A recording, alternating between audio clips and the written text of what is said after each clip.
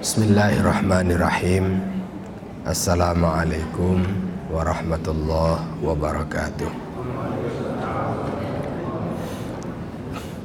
Innal hamdalillah nahmaduhu wa nasta'inuhu wa nastaghfiruh wa na'udzu billahi min syururi anfusina wa min sayyiati a'malina. May yahdihillahu fala mudilla lahu wa may yudlil fala hadiya lahu.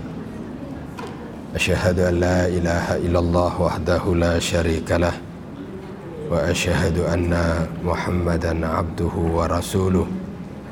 Ya ayyuhalladzina amanu taqullaha haqqa tuqatih wa la tamutunna illa wa antum muslimun. Ya ayyuhan nasu taqu rabbakumul ladzi khalaqakum min nafsin wahidah wa khalaqa minha zawjaha wa batha minhuma rijalan katsiran wa nisaa wattaqullaha alladzi tasaaluna bihi wal arham innallaha kana 'alaikum raqiba. Ya ayyuhalladzina amanu taqullaha wa qulu qawlan sadida yuslih lakum a'malakum wa yaghfir lakum dhunubakum wa may yuti'illaha wa rasulahu faqad faza fawzan 'azima. Amma ba'du fa inna asdaqal hadithi kitabullah wa khairal hadi hadi Muhammadin sallallahu alaihi wasallam wa syarral umuri muhdatsatuha wa kullu muhdatsatin bid'ah wa kullu bid'atin dalalah wa kullu dalalatin finnar. Jamaah rahimakumullah, alhamdulillah pagi menjelang siang hari ini kita dipertemukan untuk sesi ketiga, sesi yang berkesinambungan pertama, kedua, dan ketiga.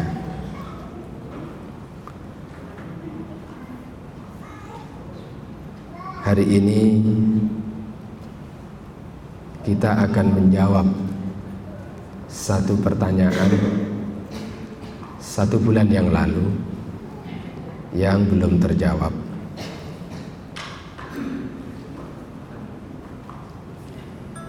Saya perlu untuk mereview sejenak sesi pertama yang sudah sama-sama kita bahas, bahwa sekali kita hidup, kita akan hidup untuk selamanya. Bagaimana nanti bukan tergantung nanti, tapi tergantung sekarang. Dan sekarang itu maksudnya di dunia, waktunya amat sangat pendek. Maka oleh karena itu, berpikir optimalisasi hidup kita yang pendek di dunia menjadi sebuah keniscayaan.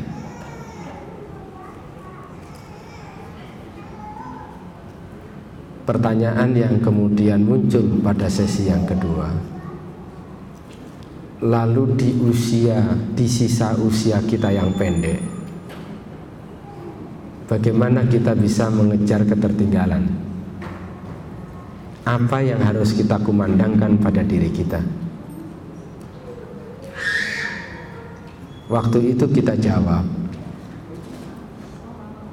di dalam waktu kita yang pendek sekarang ini, kita berpikir bagaimana seluruh hidup kita yang 24 jam sehari itu bernilai ibadah kepada Allah Subhanahu wa ta'ala. Karena memang pada hakikatnya Allah menciptakan kita hanyalah untuk beribadah. Wa ma khalaqtul jinna wal insa illa liya'budun. Maka oleh karena itu, jangan sampai ada 1 menit, apalagi 1 jam, apalagi 1 hari dari perjalanan hidup kita ini yang tidak bernilai ibadah. Maka ibadahisasi menjadi sesuatu yang harus kita kumandangkan di tengah kehidupan kita yang pendek dan sisa usia kita yang pendek sekarang ini. Atau bahasa yang lain, pada sesi yang kedua waktu itu kita harus mengumandangkan apa yang dikenal dengan Islamisasi. Pertanyaannya, apa itu Islamisasi? Bagaimana kita bisa mewujudkan, menerapkan nilai-nilai Islam yang universal itu, nilai-nilai Islam yang lengkap itu di seluruh sisi kehidupan kita, sehingga tidak ada satupun celah, tidak ada satupun tindakan, tidak ada satupun perbuatan, pemikiran yang ada pada diri kita di dalam menjalani hidup ini kecuali pemikirannya, tindakannya, semuanya ini tersinari oleh nilai-nilai Islam. Dengan cara yang seperti itu, optimalisasi usia kita yang pendek sekarang ini, moga-moga dengan izin Allah akan mengantarkan kepada kita menuju gerbang kebahagiaan yang sama-sama kita rindukan, ya bahagia di dunia ini maupun juga bahagia nanti di akhirat kelak kemudian hari. Akhir dari sesi kedua ada pertanyaan. Pertanyaannya adalah, lalu bagaimana agar makan kita itu bernilai ibadah? Lalu bagaimana agar sholat kita itu bernilai ibadah? Lalu bagaimana agar berangkat kita ke kantor bekerja itu dan duduknya kita di kantor bekerja itu bernilai ibadah? Inilah yang barangkali hari ini akan kita jawab.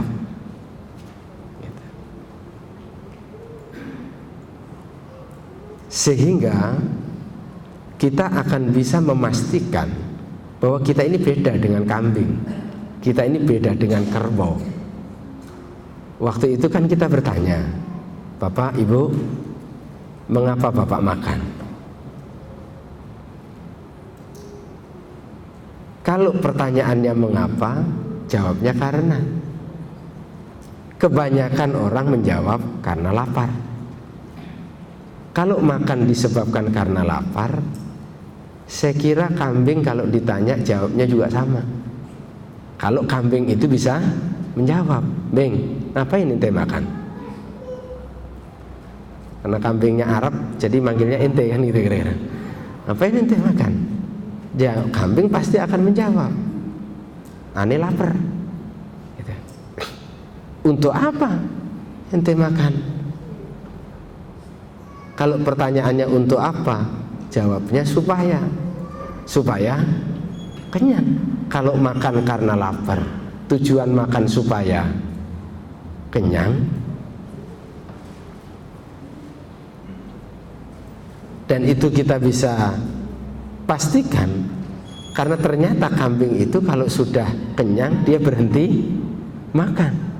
Berarti makan dia karena lapar, tujuan makan dia supaya kenyang. Nah, pertanyaannya, kalau kita juga manusia yang Allah berikan kepada kita ini agama, panduan hidup, pedoman hidup, kalau ditanya mengapa you makan, jawabnya karena lapar. Apa tujuan you makan? Supaya kenyang. Siklusnya apa bedanya sama kambing? Dan di mana letak nilai ibadah itu? Padahal 24 jam hidup kita harus bernilai ibadah. Ayat tentang wa ma khalaqtul jinna wal insa illa liya'budun, saya kira kemarin sudah kita bahas. Ya, kita sudah bahas kemarin. Tidak ada maksud lain Allah menciptakan kita kecuali untuk beribadah kepada Allah Subhanahu wa ta'ala. Nah, Bapak-bapak dan saudara, sekali lagi menjawab pertanyaan bagaimana agar 24 jam hidup kita ini bernilai ibadah, itulah tema kita hari ini. Bapak dan saudara yang berbahagia, kita coba untuk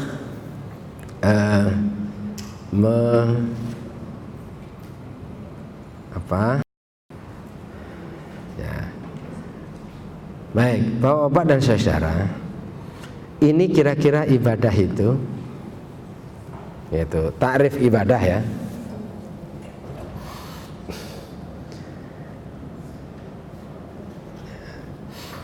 Ibadah itu secara lughatan dia bermakna at-ta'ah wal khudu' wa tadhallul.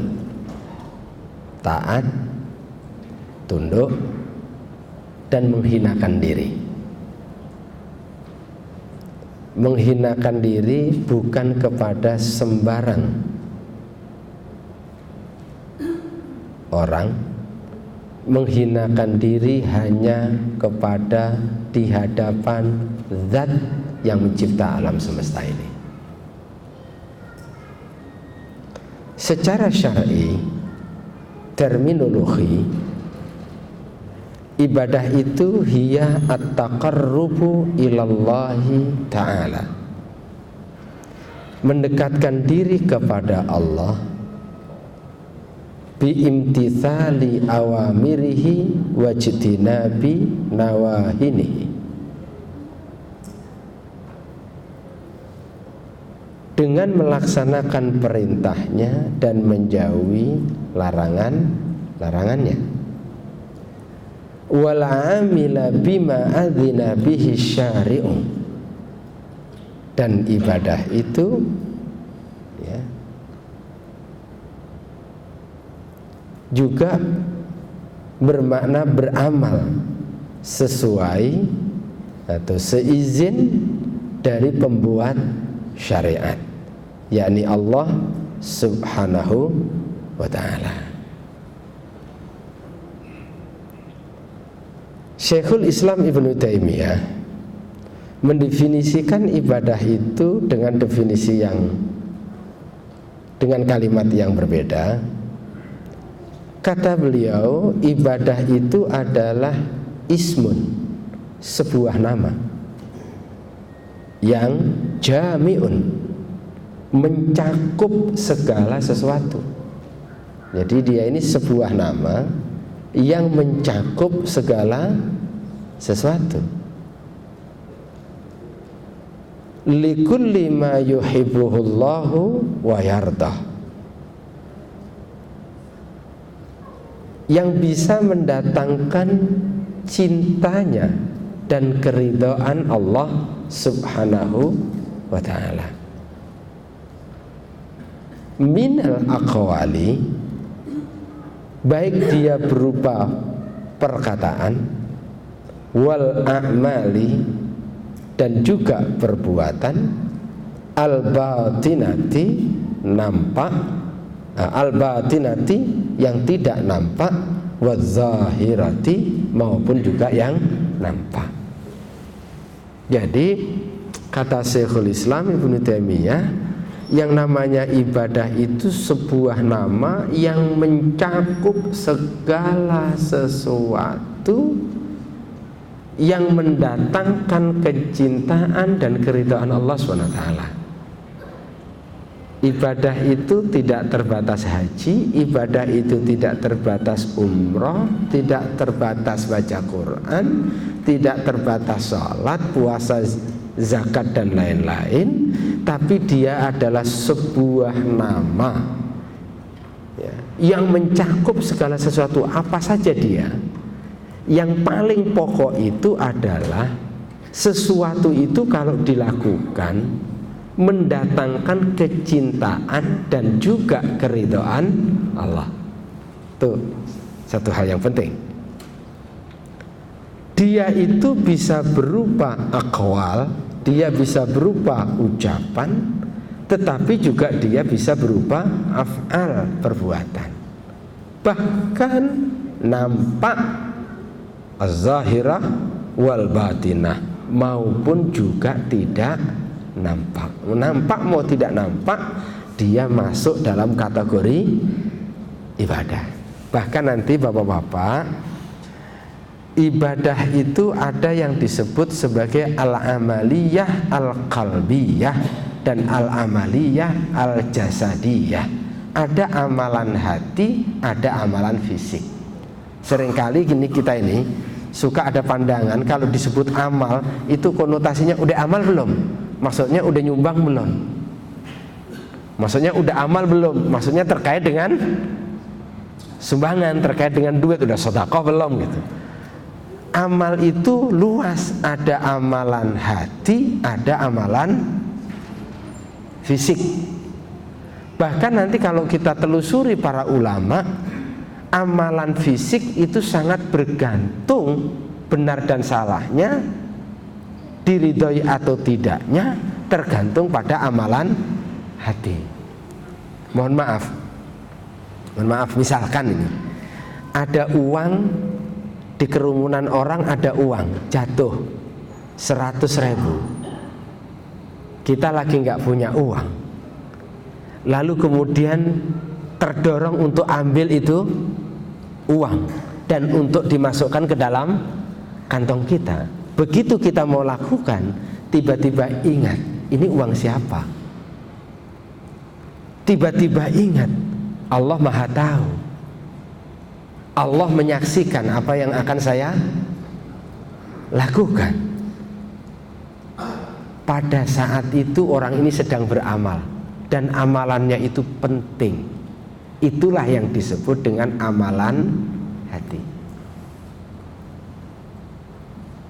Kita ini konotasi kita kalau amal itu sholat gitu ya. Kalau amal itu puasa gitu. Fisik yang bisa dilihat. Itu amal. Namanya amalan hati. Lalu ternyata uang itu dia ambil, dia umumkan di situ di kerumunan. Nih uang siapa? Jatuh pak, misalkan.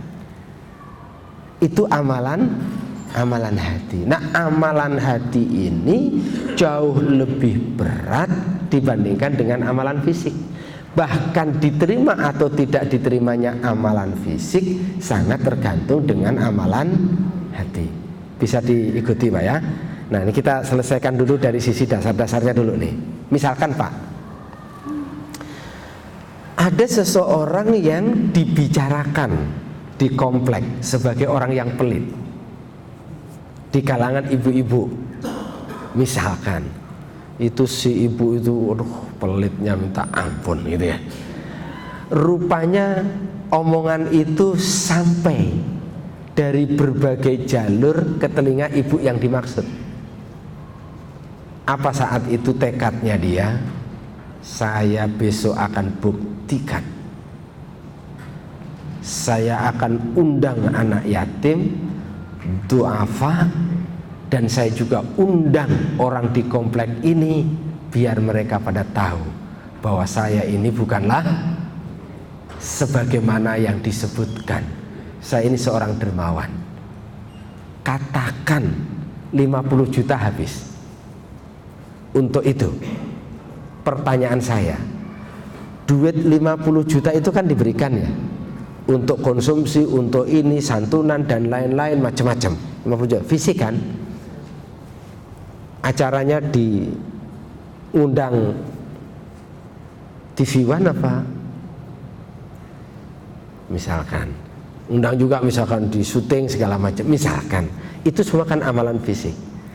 Tapi dasar amalan hatinya tadi gimana? Karena ingin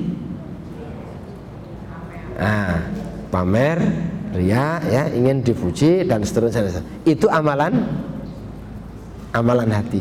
Pertanyaan saya, amalan fisiknya itu akan diterima enggak? Tidak. Mengapa tidak? Karena ria. Berarti amalan fisik al-amaliyah al-jasadiyah itu sangat tergantung diterima atau tidaknya, tergantung pada al-amaliyah al-qalbiyah, tergantung pada amalan hati. Pak, Bapak itu niat Pak, dapat SMS dari Masjid Nurul Bahri, hari Sabtu tanggal 6 Februari ngaji. SMS-nya 2 pekan yang lalu. Saat itu tekad, bahkan sudah bilang sama istri, kita besok ngaji. Qadarullah wa masya'a fa'al. Hari Kamis kemarin meriang,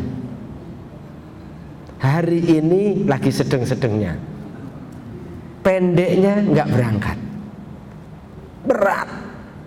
Pertanyaan saya, argo pahalanya sudah jalan belum? Argo pahalanya sudah jalan belum?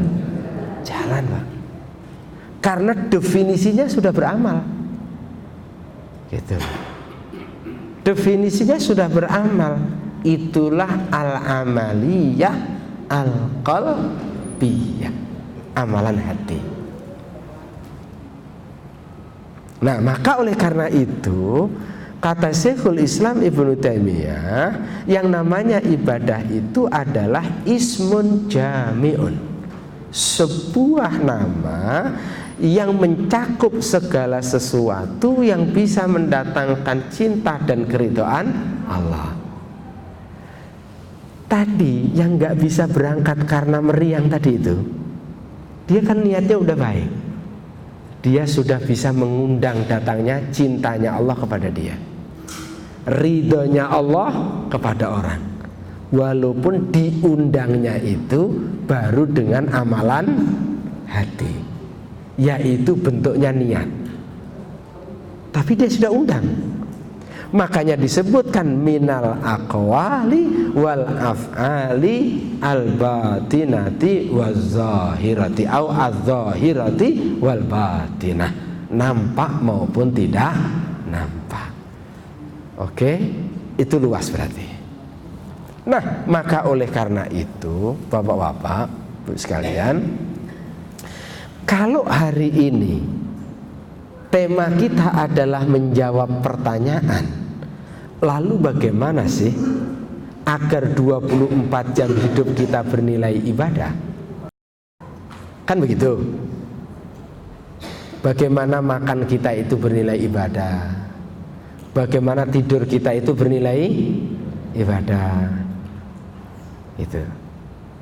Bagaimana pada saat saya pakai baju baru itu juga bernilai ibadah, gitu ya.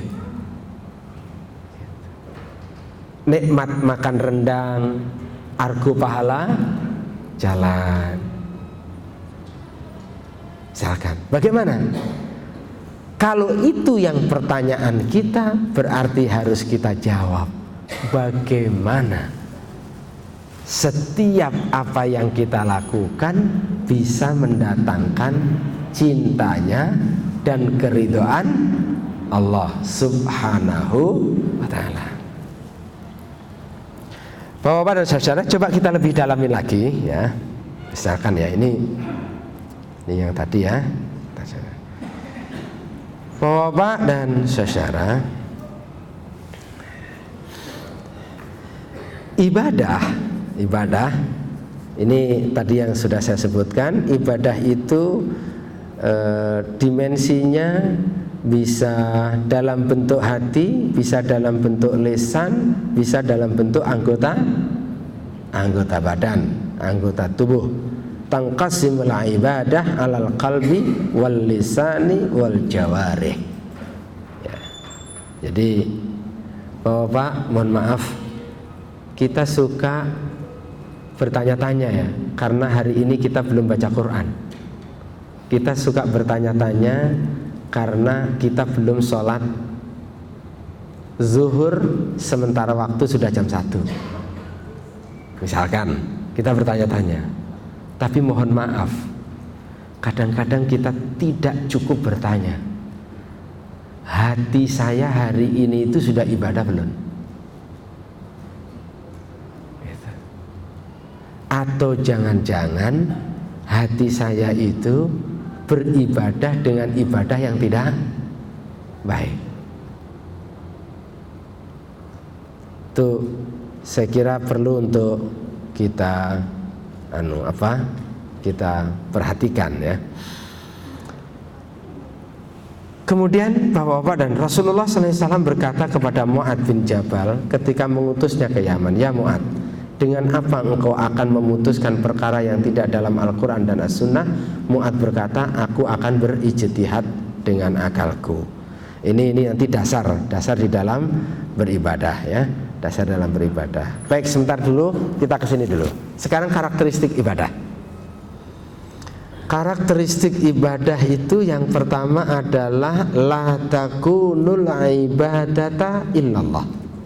Ibadah tidak boleh dilakukan kecuali hanya kepada Allah. Pak, kalau kita ingin mendapatkan kecintaan dan ingin mendapatkan keridhaan Allah Subhanahu wa ta'ala, maka yang harus kita lakukan adalah kita tidak beribadah kecuali ibadah itu hanya kepada Allah. Oke, satu. La takunul ibadata illallah. Ibadah itu tidak boleh dilakukan kecuali hanya kepada Allah. Di sini tidak boleh tidak boleh tidak boleh disekutukan. Niat karena Allah iya, tapi karena selain Allah ya juga. Itu tidak boleh disekutukan. Kemudian yang kedua, la wasatati fil ibadati. Tidak ada perantara dalam ibadah. Ibadah itu langsung hanya kepada Allah, tidak ada mengenal perantaraan. Yang ketiga, ikhlasul qulubi asasu qabulil ibadati, ai syurutul ibadah. Keikhlasan hati adalah dasar diterimanya ibadah. Itulah yang disebut dengan syarat-syarat diterimanya ibadah. Yang keempat, la ta'budullaha illa bima syara'a. Tidak beribadah kecuali dengan apa yang disyariatkan. Nih patokan-patokannya dulu nih. Tidak beribadah kecuali dengan apa yang disyariatkan. Ya, nanti kita akan coba untuk lihat. Kemudian berikutnya at-tawazunu bainar ruhiyati wal jasadiyati. Seimbang antara ruh dengan jasad. Kemudian yang terakhir al-yusru wa raf'ul haraj. Mudah dan kemudian tidak menyusahkan. Oke. Jadi itu karakternya. Masih ada yang nulis ya? Lanjut aja dulu ya. Baik. Nah sekarang kita ingin lebih fokus kepada, kalau begini Bapak dan Ibu yang berbahagia, sebentar dulu. Kalau kaitannya dengan ibadah yang terkait dengan sholat, yang terkait dengan saum, yang terkait dengan haji dan seterusnya, saya kira kita sudah sering mendengar itu. Syarat diterimanya ibadah itu ada yang menyebut 3, ada yang menyebut 2. 3 itu apa? 3 itu yang pertama adalah iman atau tauhid, yang kedua adalah ikhlas, yang ketiga adalah mutaba'ah, ittiba'ur rasul sallallahu alaihi wasallam. 3 gitu. Ada yang menyebutkan 2, yaitu ikhlas dan mutaba'ah. Ya, ikhlas dan mutaba'ah. Ikhlas kira-kira begini. benarnya jawaban atas pertanyaan karena dan untuk siapa Anda lakukan sholat. Ikhlas, benarnya jawaban atas pertanyaan karena dan untuk siapa Anda lakukan puasa, Anda lakukan sholat.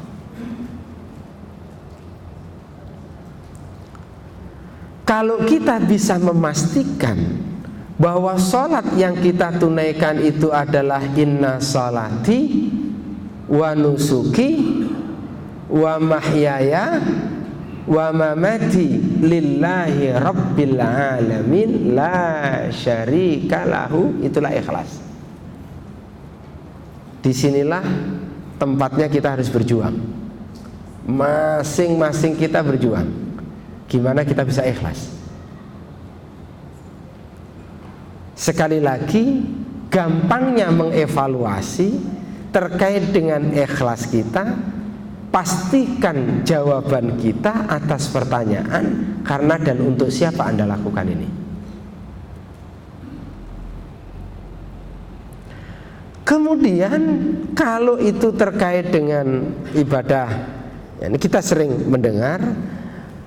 Yang kedua adalah terkait dengan konsep operasionalnya.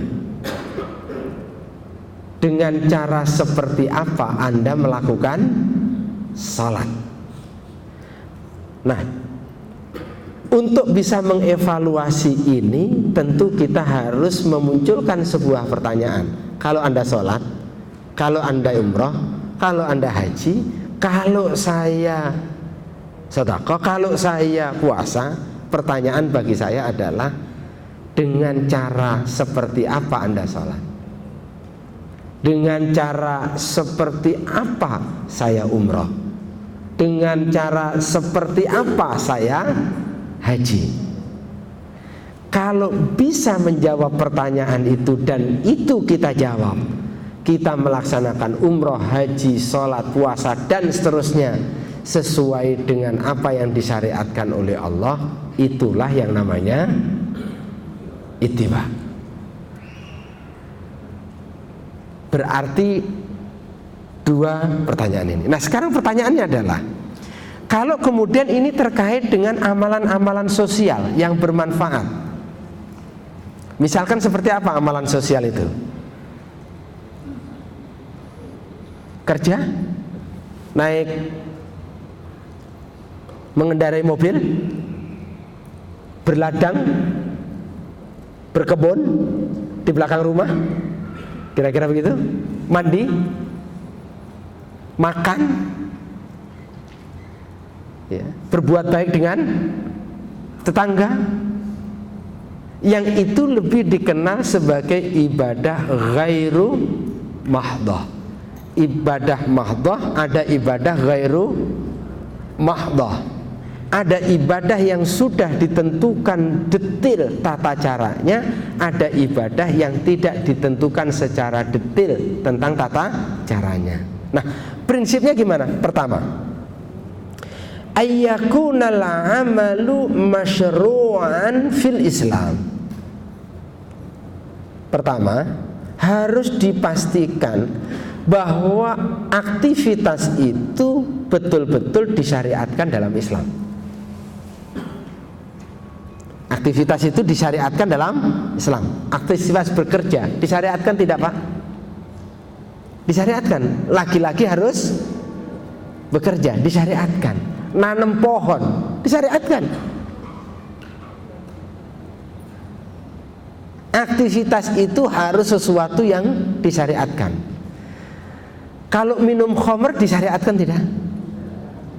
Mencuri disyariatkan tidak? Tidak. Berarti yang pertama, aktivitas itu harus disyariatkan. Kemudian yang kedua, antushibahun niyah as-salihah, dibarengi dengan niat yang baik. Bapak-bapak, soal niat nih. Kita kan sering mengartikan inna salati wa nusuki wa mahyaya wa mamati lillahi rabbil alamin. Yang bawa Quran boleh dibuka Qurannya. Itu surat apa? Al-An'am 162, 163 ya. Bisa dilihat. Itu sering dimaknakan inna sholati, sesungguhnya salatku, wa nusuki, dan ibadahku. Pak, kata nusuk itu dimaknakan ibadah. Wa mahyaya, dan hidupku, wa mamati, dan matiku. Salat, ibadah, hidup, mati, semuanya itu lillahi rabbil alamin. Pak, nanti bisa dibuka penjelasan itu dalam kitab tauhid, misalkan di dalam kitab Fathul Majid. Apa yang dimaksud nusuk, Pak? Nusuk itu makna umumnya ibadah. Nusuk itu makna umumnya ibadah, makanya dimaknakan dengan makna sesungguhnya salatku, wa nusuki, dan ibadahku. Kata nusuk itu makna secara khusus terkait dengan kata nusuk. Nusuk itu bermakna nyembelih, Pak. Bapak pernah nyembelih ayam, Pak? Nggak pernah nyembelih ya? Karena belinya beli nyembelih itu, Pak, nyembelih ayam itu nusuk. Nyembelih kambing.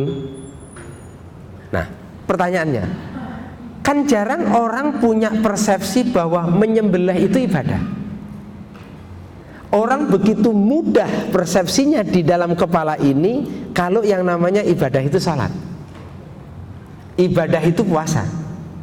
Tapi giliran kemudian itu nyembelih ayam, nyembelih kambing, belum dipersepsikan sebagai ibadah. Padahal itu adalah bagian dari ibadah.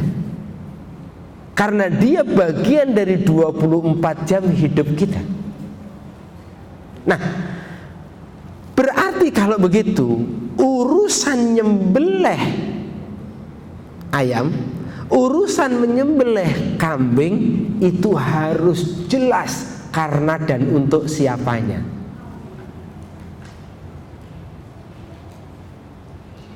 Gitu.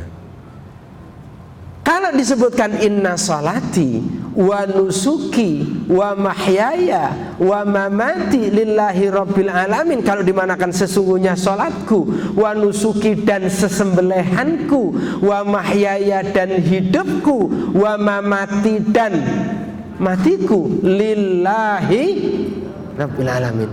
Berarti, Pak, tidak ada 1 menit dari persoalan hidup kita. Kalau disebutkan hidup dan mati, mana yang bisa keluar dari persoalan hidup dan mati? Kita sekarang dalam keadaan hidup atau mati? Ada nggak di antara tengah-tengah antara hidup dan mati?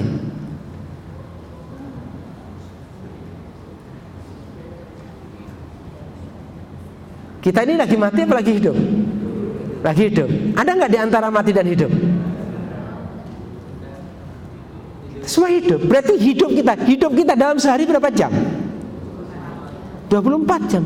Berarti 24 jam perjalanan kita ini harus lillahi rabbil alamin. Berarti makan harus lillahi rabbil alamin. Bekerja harus lillahi rabbil alamin. La syarikalah, tidak boleh ada sekutu. Kuliah harus lillahi rabbil alamin. Menikah harus lillahi rabbil alamin.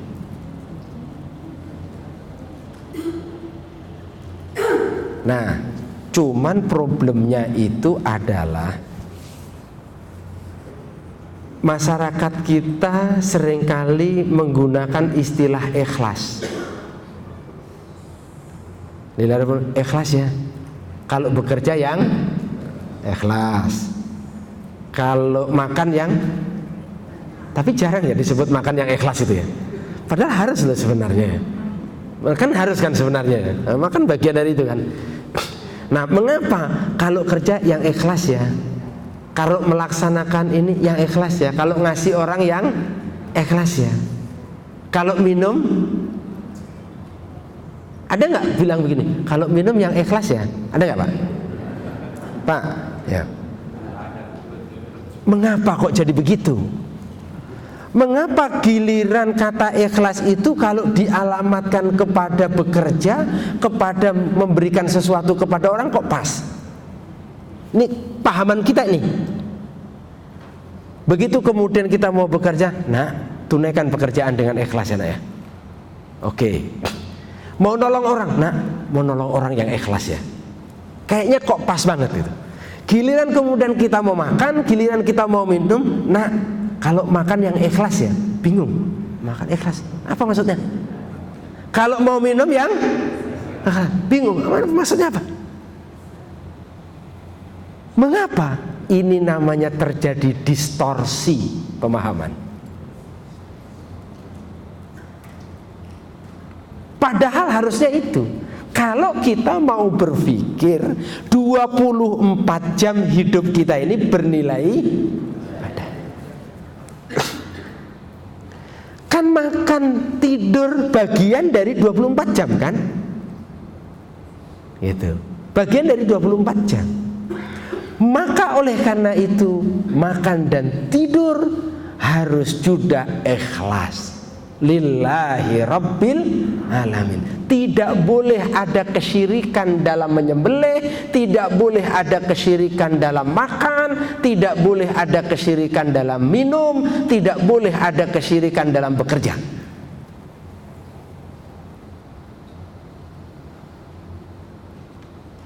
Bapak-bapak, Bapak sudah tamat belum mengkaji kitab tauhidnya yang ditulis oleh Syekh Muhammad At-Tamimi itu? Sudah Pak ya? Ada sekitar 57 bab ya. Itu baik Pak.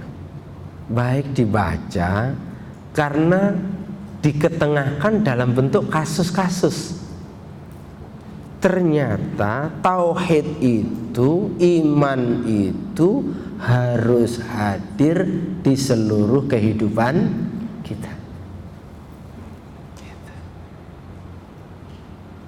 Di seluruh kehidupan kita. Nah, maka oleh karena itu bapak-bapak dan ibu-ibu yang berbahagia, sekarang kita coba agak dalami ya. Dalam konteks apa nih? Dalam konteks apa? Dalam konteks nyembelih deh dulu. Nyembelih. Nyembelih ini nggak boleh ada kesyirikan. Itu yang pertama ya. Kalau kita ingin menyembelih itu bagian dari ibadah, nggak boleh ada kesyirikan. Nyembelih itu hanya kepada Allah. Pak, kalau ada orang nyembelih, kalau ada orang nyembelih dan nyembelihnya itu dengan keinginan dipersembahkan kepada yang menguasai jembatan, bikin jembatan nggak jadi-jadi, akhirnya dibikin nyembelih kerbau di jembatan. Jatuhnya apa Pak? Syirik. Oke kan? Berarti nyembelih itu harus karena siapa? Karena Allah Subhanahu wa taala. Itu berarti bisa jatuh kepada syirik. Jatuh kepada syirik. Pak, mohon maaf, Bapak makan sepenuhnya bukan karena Allah, tapi makannya itu semata-mata hanya karena ingin kenyang. Gimana nih? Kira-kira nanti dapat pahala nggak makannya? Jadi nggak makan itu bagian dari ibadah. Sekarang orang kafir nih. Kalau orang kafir makan Orang kafir makan karena siapa? Orang kafir makan karena siapa? Mungkin karena lapar. Orang nggak punya agama makan karena apa? Lapar. Tujuan makan supaya apa? Lalu di mana bedanya kita dengan dia, dengan keimanan kita? Sebab nanti akan punya dampak, Pak. Kalau makan itu karena lapar, tujuan makan supaya kenyang, kan gitu. Makan karena lapar, tujuan makan supaya kenyang. Logikanya, segala sesuatu yang bisa menghilangkan lapar dan mendatangkan kenyang, maka dia akan makan. Di sini nanti nggak ada syariat. Tapi kalau makannya itu adalah karena Allah, tujuannya untuk mendapatkan keridhaan Allah, makan itu bagian dari melaksanakan perintah Allah. Kulu washrabu wala tusrifu. Perintah loh Pak. Al aslu fil amri lil wujub.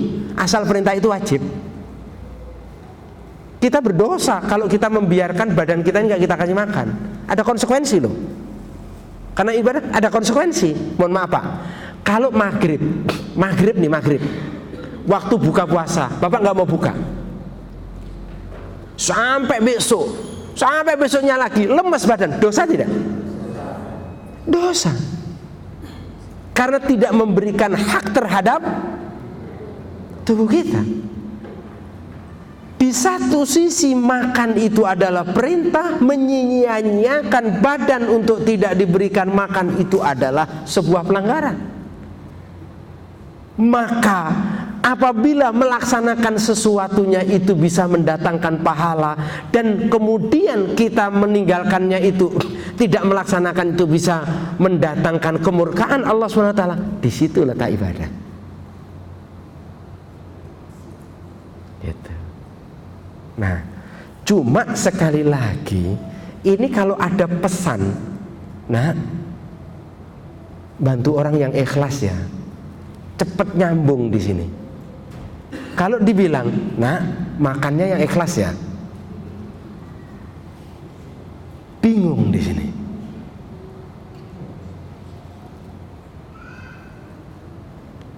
Sekarang pertanyaan saya. Makanya di ujungnya itu la syarikalah, tidak ada sekutu bagi Allah SWT.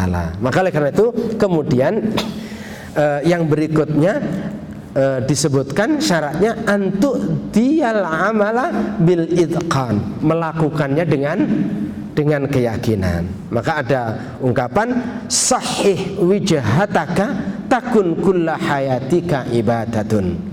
Perbaikilah niatmu, maka seluruh hidupmu akan bernilai ibadah. Perbaikilah niatmu, maka seluruh hidupmu akan bernilai ibadah. Tapi kalau ada yang ngomong begini gimana Pak? Dia melakukan sesuatu yang salah. Misalkan nih, dia mau nyumbang masjid. Niatnya bagus kan? Dia mau nyumbang masjid, niatnya bagus kan? Tapi mohon maaf, ketika dia pengen nyumbang, biar dia bisa nyumbang, maka mohon maaf nih, dia korupsi di kantor.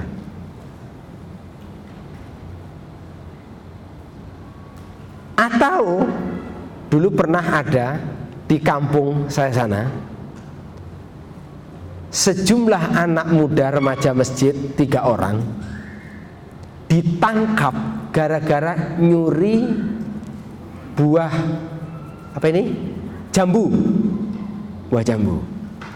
Ketika ditangkap, itu ditangkapnya itu ba'da isya. Ketika ditangkap, apa kemudian kata si anak ini? Sejumlah anak ini, saya kan ngambil ini hanya untuk ngasih makan sama teman-teman yang lagi tadarusan di masjid. Jadi rupanya kan kalau di kampung-kampung kan malam itu kan pada tadarusan. Dia rupanya nyari makanan, nyari jambu untuk masjid. Itu kan sama saja dengan ingin bangun masjid, gitu kan ya. Tapi pakai, kan kira-kira sama aja kan, kira-kira begitu kan, sama aja. Cuman kalau yang tadi kok kayaknya vulgar banget gitu kan, pakai nyolong jambu lagi kan. Nah, tapi kan itu sama. Tapi masyarakat sekarang ngomongnya lain Pak. Ketika dia ngomong begitu, yang penting kan niatnya Bung. Yang penting apa-apa itu tergantung di sini. Nah, yang penting niat. Saya nggak tahu ya, apakah sejarahnya itu benar begitu. Apakah sejarahnya itu benar begitu? Tentu perlu dicek, agak sulit ngeceknya. Katanya dulu Sunan Kalijaga pernah nyuruh untuk ngerampas nyuri harta dari orang-orang kaya itu dibagi untuk orang miskin. Membagi harta untuk orang miskin benar apa salah? Niatnya baik apa tidak? Tapi kalau itu dilakukan dengan ngerampok miliknya orang kaya gimana? Secara syariat apa iya Sunan Kalijaga memerintahkan itu? Saya masih belum yakin. Tapi itulah sejarah yang beredar. Maka oleh karena itu, kalaulah disebutkan perbaikilah niatmu, maksudnya niat itu karena Allah, maka seluruh hidupmu akan bernilai ibadah. Oke, dari sisi niat. Tapi harus tetap bahwa apa yang kita lakukan ayyakunal amalu masyru'an fil Islam, disyariatkan dalam Islam. Gitu. Ambil contoh nih, niatnya kan baik untuk memenuhi kebutuhan rumah tangga, bekerja. Tapi mohon maaf Pak, kerjanya itu di pabrik berbintang. Karena ada kawan pernah diminta untuk khutbah di masjid komplek pabrik bir bintang. Masjidnya itu cakep, namanya Albir.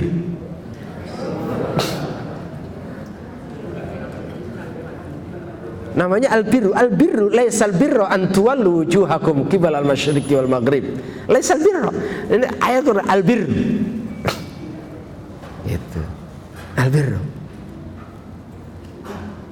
Nah, ini kan sudah masuk wilayah yang tidak disyariatkan. Ya sudah, nggak bisa ditolerir. Mau dengan niat apa nggak bisa lagi sudah. Ini kawan diundang datang. Begitu pas diundang datang, rupanya di briefing dulu di kantor masjid. Tolong Ustadz jangan nyinggung ini, nyinggung ini, nyinggung ini. Kata temen ini, kapan lagi gua? Kapan lagi aneh bisa kesini lagi nih? Mumpung di sini disampaikanlah sejumlah pihak yang mendapatkan dosa gara-gara bir bintang. Yang menandatangani, yang produksi, karyawannya, yang nemenin minumnya dan so on. Itu dalam mimbar khutbah Jumat.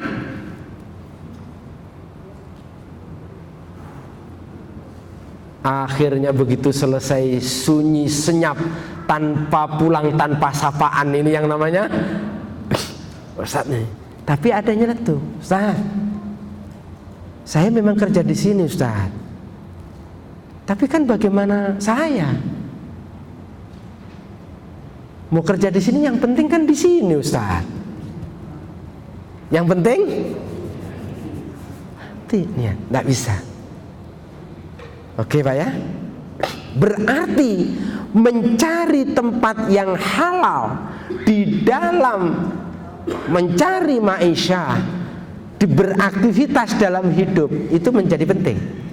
Nah oke, kalau itunya sendiri sudah ketemu bahwa memang itu adalah sesuatu yang disyariatkan, baru kemudian kita berpikir dengan niat. Gimana kemudian kita bisa memandu niat?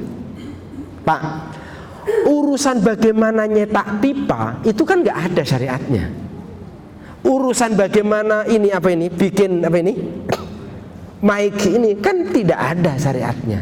Apa ada syariatnya? Misalkan jujur, Ada kontrak dengan perusahaan, masuk jam 8, pulang jam 4 dengan gaji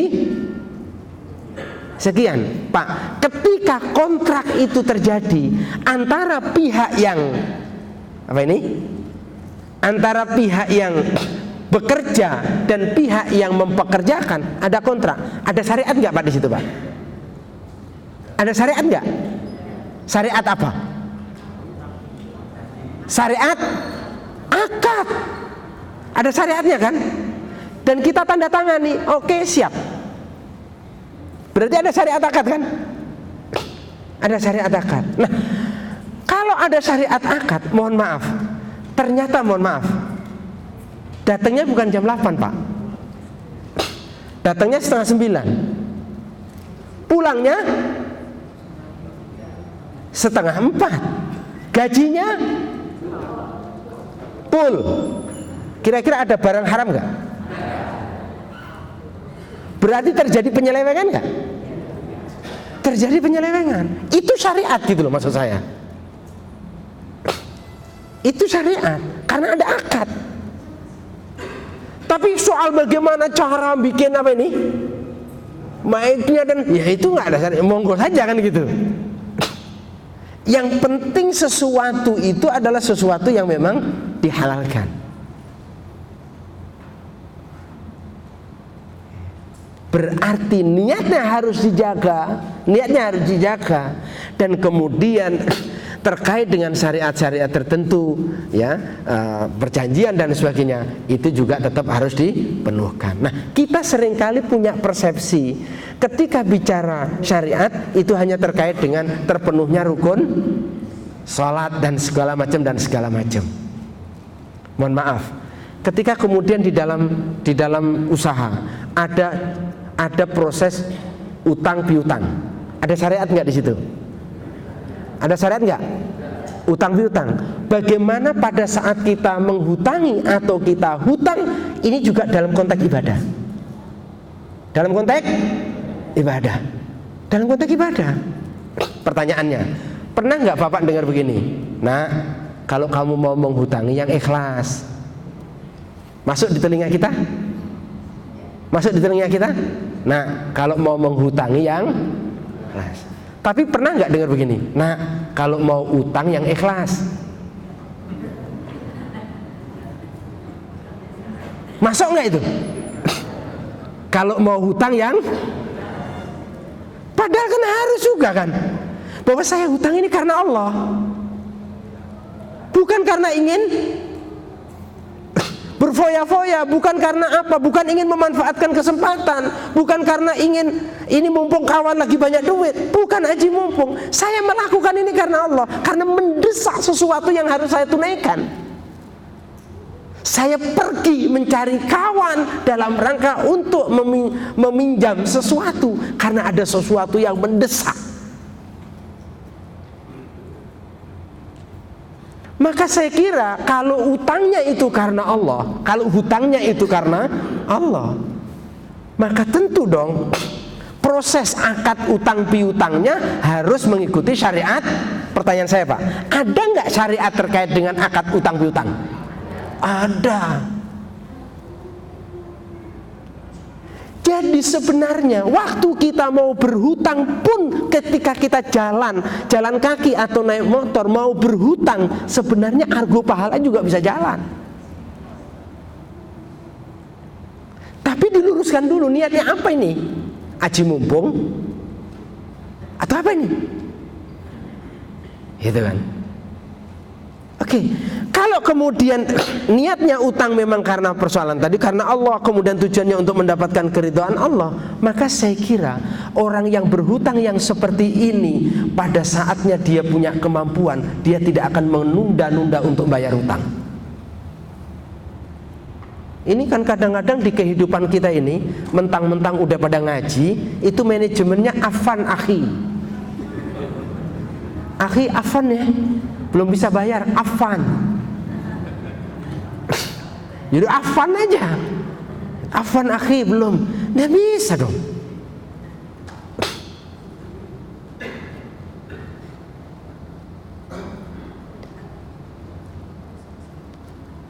Oke. Nah, maka oleh karena itu, sekali lagi saya ingin sebutkan di sini bagaimana seluruh hidup kita ini. Kemarin kita sudah bahas wa ma khalaqtul jinna wal insa illa liya'budun. Tidaklah akan jin dan manusia kecuali untuk beribadah kepadaku. Berarti seluruh sisi kehidupan kita ini harus bernilai ibadah. Berarti 24 jam hidup kita harus bernilai ibadah.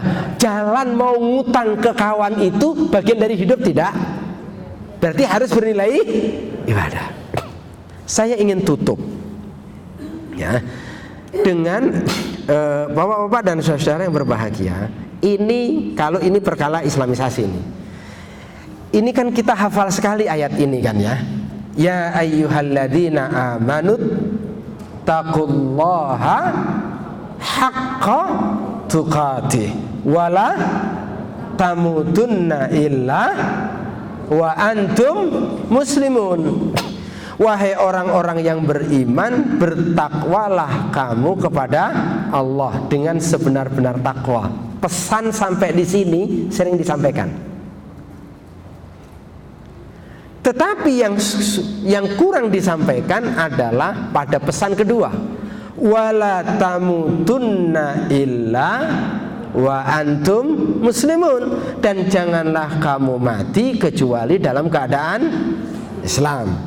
Bapak-bapak, ini makna wala tamutunna illa wa antum muslimun. Ada satu rumus terkait dengan potongan ayat ini dalam tafsir Ibnu Katsir. Rumusnya adalah man asya ala syai'in mata alaihi wa man mata ala syai'in bu'itha alaihi. Man barang siapa orang yang asya hidup ala syai'in dalam satu keadaan, mata maka ia akan mati alaihi di atas keadaan itu. Wa man mata ala syai'in, dan barang siapa yang mati dalam satu keadaan, bu'itha alaihi, maka dia akan dibangkitkan oleh Allah dalam keadaan itu.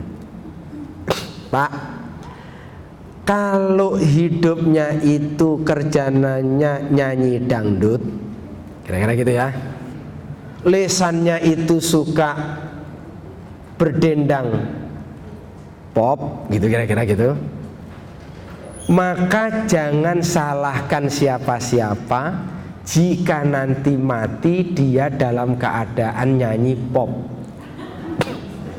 mendendangkan dangdut gitu. Karena rumusnya, siapa yang hidup dalam satu keadaan, dia kira-kira akan dimatikan dalam keadaan kayak gitu. Monggo, hidup kita ini banyak kapan? Jangan-jangan banyakan ngerumpi. Kalau banyakan ngerumpi, jangan-jangan lagi sakaratul maut, yang diingat adalah ngerumpi itu. Oke. Man asya ala syai'in mata alaihi. Terus. Mohon maaf Pak, Bapak Ibu tolong masing-masing koreksi. Itu kira-kira kalau sering kali di rumah, itu yang didiskusikan apa? Kalau yang didiskusikan itu dari satu waktu dunia dan memang itu karena dunia dan untuk dunia, itu saja yang didiskusikan. Jangan-jangan pada saatnya nanti dipanggil oleh Allah, yang diingat adalah waman mata, dan barang siapa orang yang mati dalam satu keadaan, bu'itha alaihi, maka nanti dia akan dibangkitkan di yaumil qiyamah, di akhirat nanti sebagaimana dalam keadaan itu. Pak, ini panjang kalau dijelaskan, dan ini sebenarnya sangat mudah di dalam sistem kerja akal, dalam sistem kerja perasaan kita ini. Kalau dibuktikan mudah sekali, mudah sekali. Kalau kita dihadapkan dengan dua kata yang sama dan sering diulang-ulang, pasti nanti kalau dimunculkan kata yang mirip, yang akan muncul adalah kata yang kita kuasai itu. Itu kalau dalam dunia psikologi bisa dibuktikan begitu. Maka oleh karena itu sekarang gini Pak. Oke, kita tidak boleh mati kecuali dalam keadaan Islam, nggih? Pertanyaan saya, Bapak matinya kapan dan di mana bakal mati? Bapak bisa jawab hari ini? Ibu bisa nggak jawab, saya akan mati kapan dan saya akan mati di sini? Nggak bisa kan? Pertanyaan saya selanjutnya, mungkin nggak kematian itu akan menjemput kita sebelum kita hari ini sampai rumah? Berarti segala kemungkinan akan terjadi dari sejak saat ini sampai dengan, jangankan itu Pak, kami itu lagi rapat di Dewan Dakwah. Rapat Pak di Dewan Dakwah nih, orangnya ikut rapat Pak. Beliau ini dari Aceh, komitmen syariatnya kuat. Komitmen syariatnya kuat dari Aceh. Begitu rapat dipersilakan masing-masing kasih pandangan. Lalu kemudian dia memberikan pandangan. Apa pandangannya? Pandangannya itu dia sebutkan bahwa sebaiknya Dewan Dakwah dalam persoalan keuangan jangan sampai keluar dari syariah. Notarisnya juga notariat cari yang syariah. Kuat ya.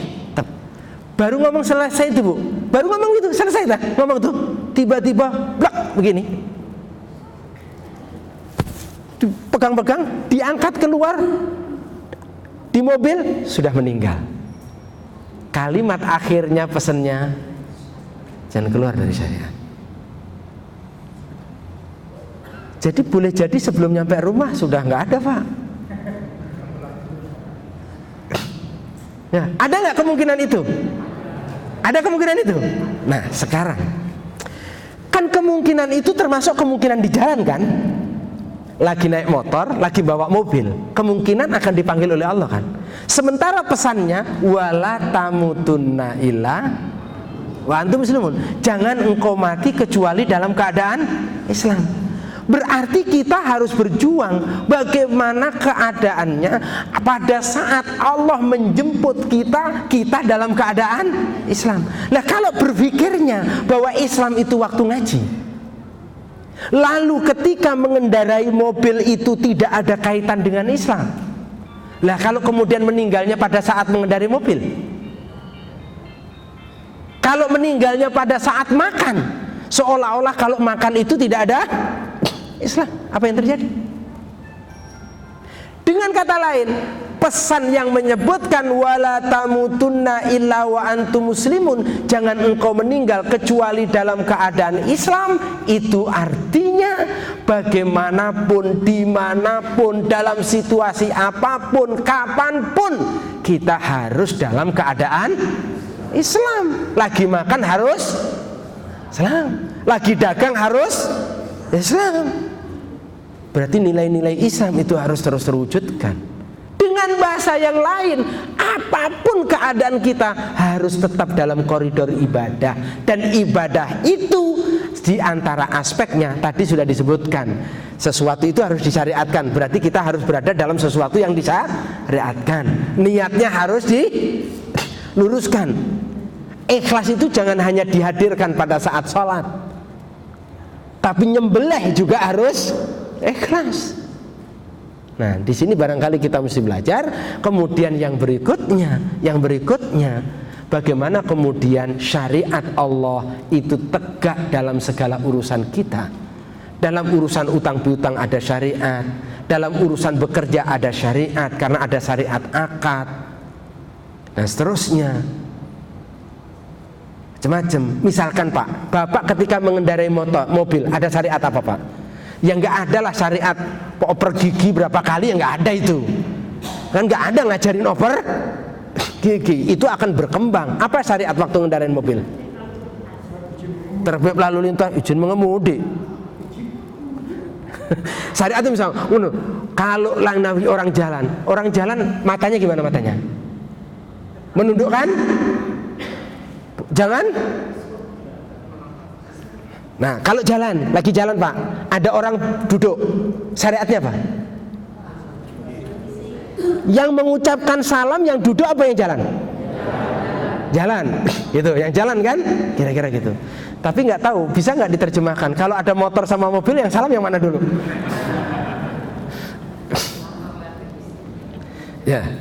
Jadi ada syariat untuk tetap mengendalikan pandangan, bukan pelotot sana sini kan? Untuk ada syariat untuk berzikir. Zikir itu qiyaman wa qu'udan wa ala junubihim. Zikir itu lagi berdiri, zikir itu lagi berduduk, zikir itu lagi berbaring. Semuanya waktu nganter mobil ada syariat apa? Zikir. Ada syariat zikir. Kalau itu dilakukan, moga-moga pada saatnya Allah jemput kematian, mati dalam keadaan Islam, mati dalam keadaan beribadah, begitu. Nah, oleh karena itu, upaya memisahkan antara Islam dengan kehidupan, seolah-olah Islam itu ada di pojok-pojok masjid, dan tidak ada Islam ketika di kampus, tidak ada Islam ketika di pasar, tidak ada Islam ketika di parlemen. Kalau itu yang terjadi, itulah yang disebut sekuler. Itulah faham sekularisme, memisahkan antara Islam dengan kehidupan, dan itu membahayakan. Akhirnya apa yang terjadi? Boleh jadi dia sujud di masjid lama, tapi mohon maaf, dia berdoa lama, baca ayat kursi panjang-panjang karena sedang memasuki masa pemilihan anggota dewan. Tapi giliran kemudian sudah jadi dewan, ayatnya lupa, kursinya yang dia ingat. Seolah-olah tidak ada Islam di sana. Ini repot kalau begini ceritanya. Nah, oleh karena itu, ajaran ini, islamisasi, ibadahisasi, kalau itu kemudian diterapkan, saya kira Indonesia yang mayoritas muslim ini, kawasan-kawasan negeri-negeri yang mayoritas muslim, saya kira dia akan bisa tampil menjadi contoh orang-orang, contoh tampilnya satu keadilan, contoh tampilnya satu tanggung jawab, contoh tampilnya sesuatu yang amanah, dan seterusnya. Tapi bangunan amanah itu saya ingin sampaikan nih. Bangunan amanah nih Pak, bedanya Pak. Kali di training kalau di perusahaan itu kan suka ada training, suka ada peningkatan skill karyawan kan, ada training. Trainingnya apa? Training untuk meningkatkan produktivitas gitu kan. Tapi saya bilang begini, kemarin saya bilang di Garuda, di GSO di Garuda, saya bilang, trainingnya itu training gimana? Kalau trainingnya itu adalah hanya bagaimana ini kemudian efektivitas terjadi, terus efisiensi terjadi, sehingga produktivitas bisa naik. Kalau itu dibangun sepenuhnya hanya dalam konteks produktivitas, saya kira rohnya hilang.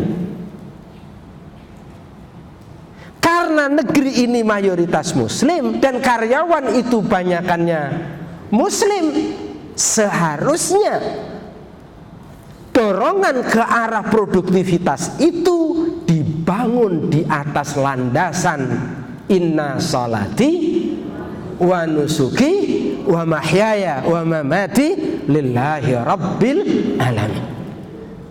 Sehingga Pak, bukan hanya produktivitas, argo pahala jalan gitu loh. Argo pahala jalan. Kalau kemudian ternyata kita ini produktivitas kita tinggi, dan karena itu maka dinaikkan gaji dari angka 30 menjadi 40 juta per bulan, bukan hanya 40 jutanya yang kita dapat, tapi juga argo pahala jalan. Sebab mohon maaf, kalau kemudian kita berpikirnya sekuler, dan ketika sekuler itu berarti harus dipisahkan antara dunia dengan akhirat, antara dunia dengan akhirat itu dipisah Pak, dipisah. Berarti kan kita harus memisahkan aktivitas kita kan, harus pisahkan aktivitas kita. Mohon maaf, bapak-bapak dalam 24 jam sehari, banyakkan aktivitasnya urusan dunia apa akhirat?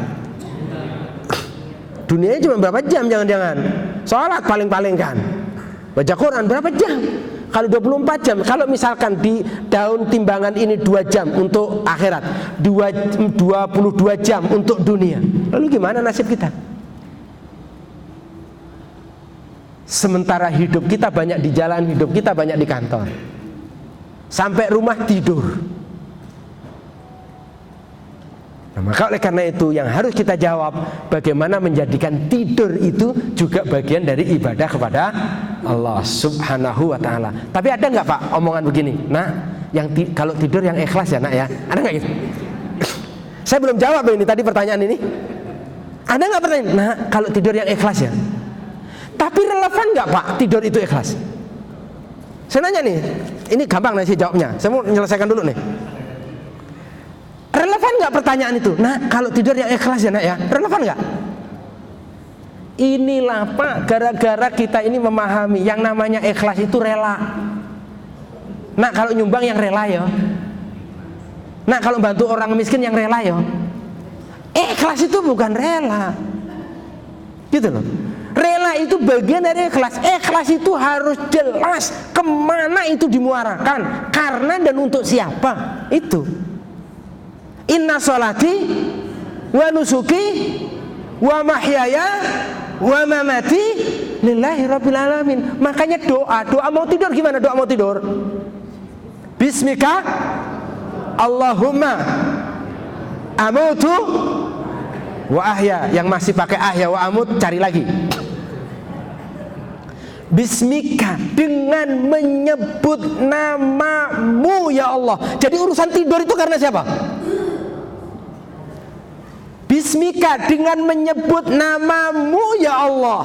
Bismika Allahumma, Bismika Allahumma, Bismika, dengan menyebut namamu ya Allah. Amutu, aku mati, wa ahya, dan aku hidup. Coba, mati yang dimaksud di sini apa? Mati yang dimaksud di dalam doa ini apa? Tidur. Hidup maksudnya apa? Bangun. Makanya bangun tidur doanya apa? Alhamdulillahilladzi ahyana ba'dama amatana wa ilaihin nusur. Alhamdulillah, segala puji bagi Allah, zat yang telah menghidupkan saya setelah mematikan saya. Maksudnya menghidupkan saya setelah mematikan saya apa maksudnya? Bangunkan saya setelah saya tidur. Berarti urusan tidur itu ada urusan Allah gitu loh. Bismika Allahumma. Coba. Tapi mengapa kok pertanyaannya kalau ditanya, nah tidur ya nak ya, kalau tidur yang ikhlas ya nak ya, kok nggak nyambung gitu? Masuk tidur yang rela ya nak? Nah ini kesalahan.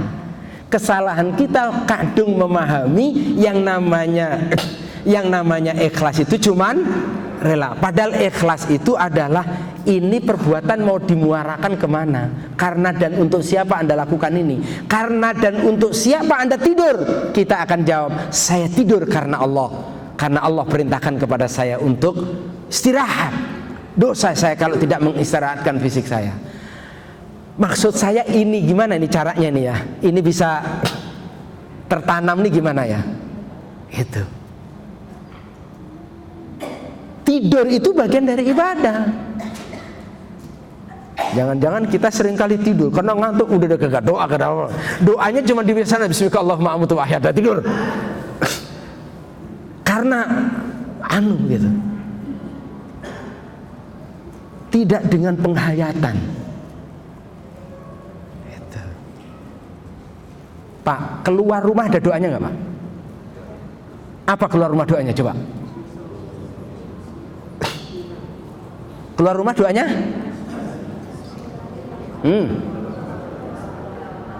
Bismillahi tawakkaltu.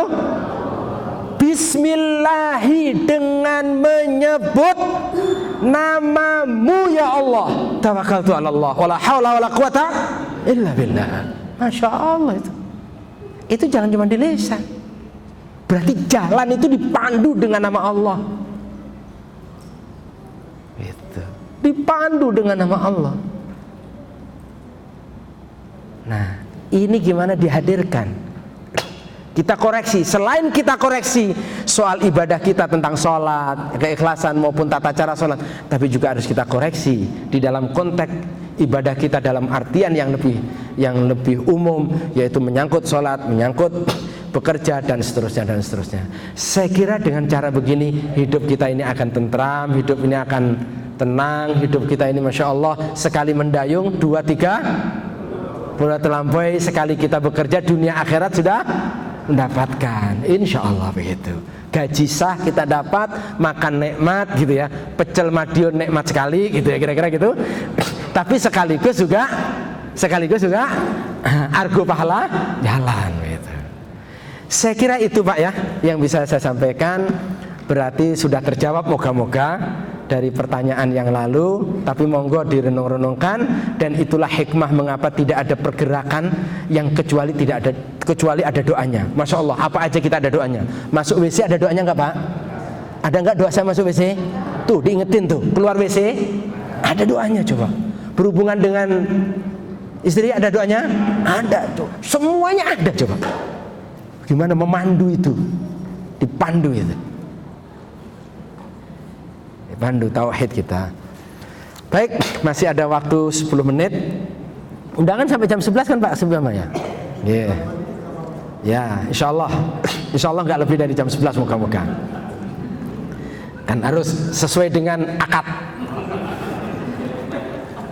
Nah, ini penting ini. Ini kadang-kadang kita ini budaya kita ini, mohon maaf ya, kita ini mau beribadah, tapi kalau rapat masjid, rapat di kalangan ormas Islam, kadang-kadang undangan jam 10, datanya berapa? Ya gimana? Gimana besok datangnya jam setengah 11? Oke semua akad itu kan, janji kan. Katanya kalau nggak tepat janji tanda-tanda, iya tanda orang munafik kan. Tuh sampai kayak begitu tuh Pak. Ya harus tepat waktu gitu loh. Jadi orang Islam tuh ya orang disiplin gitu. Itu orang disiplin. Buang sampah itu juga bagian dari ibadah gitu. Bagian dari ibadah ya. Kita seorang PNS, kita bekerja lagi di suatu tempat usaha. Apakah halal gaji kita tersebut? Kan kerjanya tidak di karaoke kan? Sepanjang tempat kerjanya adalah tempat kerja yang halal, ya mudah-mudahan gaji yang didapatkan adalah halal gitu. Kecuali jelas tempat kerjanya di komunitas bandar narkoba, ya jelas kan gitu. Makanya kita tercoreng, komunitas bandar narkoba keluar pakai jilbab. Aduh, Tanah Abang jilbabnya panjang-panjang lagi, kira-kira begitu Bu. Sepanjang memang pekerjaannya adalah pekerjaan yang halal, menjual barang yang halal. Kalaupun jasa ya jasa yang halal. Kalau yang nggak halal nggak usah ditanya sama saya, udah ada jawabannya gitu.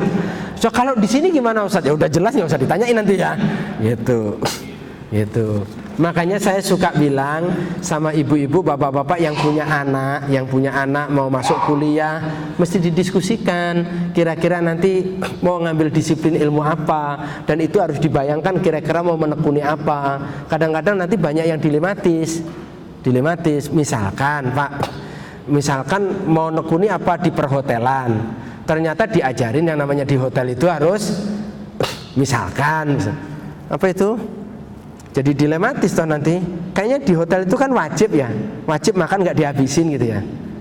Kadang-kadang sengaja memang nggak ada kursi biar makannya pada berdiri. Kemudian kalau nyuguhkan apa itu sendok itu kadang-kadang harus diposisikan gimana nanti makan misalkan hanya garpu sama misalkan begitu gitu ya. Sehingga ya ada kondisi-kondisi tertentu yang maksudnya ini sekedar contoh aja, tapi monggo nanti didiskusikan begitu ya. Diskusikan. Mau jadi sekretaris, ngambil jurusan sekretaris, apa kira-kira siap? Sekretaris itu pada umumnya apa? Ya kan nemenin bosnya hanya di ruangan berdua. Kira-kira gimana? Kan itu perlu didiskusikan gitu loh.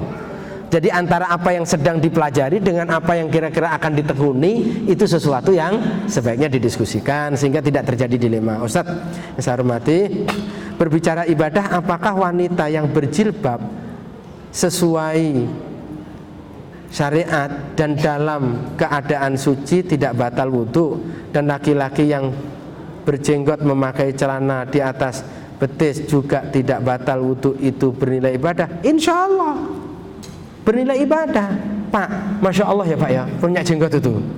Saya suka kadang-kadang ceritain sama orang tuh, Masya Allah Pak, ini argo pahala 24 jalan Pak.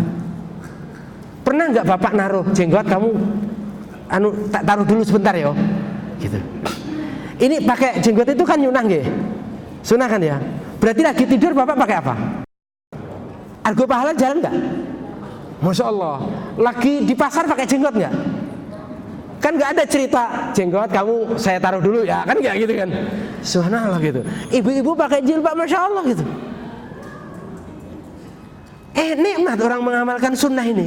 Tapi yang di tengah sunnahnya mengamalkan sunnah, tentu rintangannya juga banyak, tantangannya juga banyak. Apakah mereka itu mendapatkan pahala serta keutamaan dari Allah dalam setiap jamnya? Insya Allah. Apalagi kalau kita ini, mohon maaf, terus memelihara kesucian, batal wudhu, bagus, dianjurkan kan, batal wudhu. Pak, Masya Allah, kalau orang ketika mau tidur, coba gini nih, ini gimana nggak mau disebut ibadah coba?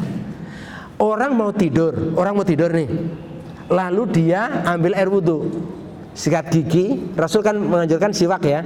Oke, misalkan pakai siwak atau sikat gigi, ambil air wudhu, lalu begitu mau tidur dia baca doa.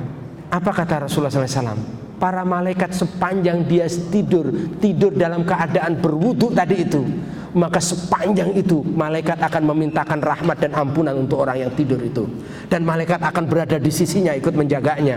Allahu Akbar. Luar biasa kan? Berarti tidur itu ibadah. Badan seger tidur ibadah. Bapak boleh bedakan, Bapak tidur nggak pakai wudhu dulu, nggak pakai sikat gigi dulu, dengan Bapak tidur pakai wudhu, sikat gigi, doa. Kira-kira tidurnya tenangan mana? Coba buktiin. Tapi jangan yang satu lagi mikirin utang, yang satu nggak ada utang gitu ya. Ya itu repot lagi nanti kan, ya fair gitu anunya. Coba lebih tenang mana gitu kan. Untuk pertanyaan, Ustadz saya mau tanya mengenai niat apa bila kita sholat berjamaah tapi imamnya tidak tumak ninah dan sholatnya, dalam sholatnya apakah kita boleh sholat berjamaah tapi niat sholat sendiri? Tapi niat sholat sendiri, ya niatnya tetap sholat berjamaah, niatnya tetap sholat berjamaah. Kekurangan iman, tanggung jawab dia kehadirat Allah SWT. Kecuali kalau masih ada alternatif, kita berjamaah dengan imam yang lain, ya kita mencari jamaah dengan imam yang lain. Atau pelan-pelan menjadi kewajiban kita agar supaya dikasih tahu juga beliau, agar supaya mohon maaf nanti kasih buku dan seterusnya, biar juga imam kita kalau mengimami sholat juga tumak ninah gitu ya. Pertanyaan, Ustadz, mohon penjelasan terkait saya taat karena adanya syafaat, karena adanya memaknai syafaat sebagai perantara dalam berdoa. Apakah contoh ijtihad pada masa sahabat Ridwanullah alaihim ajmain dan saat Rasulullah SAW masih hidup? Apa ini maksudnya nih? Baik, saya coba jawab yang pertama soal syafaat ya. Syafaat dimaknai apa nih?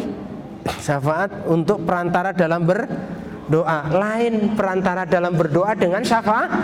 Syafaat itu prinsipnya 3. Pertama, syafaat itu sepenuhnya dalam genggaman Allah. 1, 2, siapa yang berhak untuk memberikan syafaat? Yang memberikan syafaat adalah mereka yang diizinkan oleh Allah. Siapa yang bisa diberikan syafaat? Yang diberikan syafaat adalah dia yang diridhoi oleh Allah. Dan orang yang berbuat syirik itu tidak pernah akan bisa mendapatkan syafaat, karena dia berada di luar keridhaan Allah Subhanahu wa ta'ala. Jadi kalau pengen dapat syafaat, ayo kita jalani hidup dalam keridhaan Allah Subhanahu wa ta'ala, insyaallah. Dengan mengucapkan bismillah di setiap aktivitas kita, bukan hal ini menunjukkan niat karena Allah dan ikhlas dan menjalankan aktivitas semata-mata karena Allah kepada Allah Subhanahu wa ta'ala. Betul Ibu, tapi bismillahnya jangan ucapan lisan. Niat itu adanya di sini apa di sini? Niat itu adanya di sini apa di sini? Ada nggak kita ngomong bismillah tapi nggak masuk sini? Bismillah, bismillah aja tapi nggak masuk sini. Ada nggak? Itu. Makanya kalau mau berangkat kerja ya bismillahi tawakkaltu 'alallah la haula wala quwata illa billah. Memang kuat gitu. Tuh ya. Masih banyak Pak Bambang. Apakah berolahraga ya bisa bernilai ibadah? Bisa. Bisa nggak berolahraga Pak? Ya tapi jangan berolahraganya pakai celana pendek dong. Itu misalkan celana pendek kan aurat misalkan itu. Berolahraga ibadah.